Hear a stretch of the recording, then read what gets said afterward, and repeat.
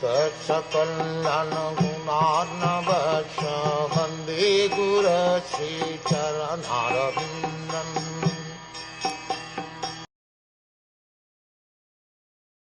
Sutta Goswami said, "The Lord, thus hearing the prayers of Kunti Devi, composed in choice words for his glorification, mildly smiled.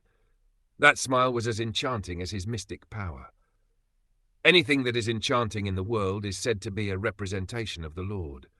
The conditioned souls, who are engaged in trying to lord it over the material world, are also enchanted by his mystic powers, but his devotees are enchanted in a different way by the glories of the Lord, and his merciful blessings are upon them.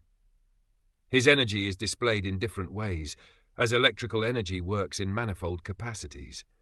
Srimati Kunti Devi has prayed to the Lord just to enunciate a fragment of his glories. All his devotees worship him in that way, by chosen words, and therefore the Lord is known as Uttama Shlok.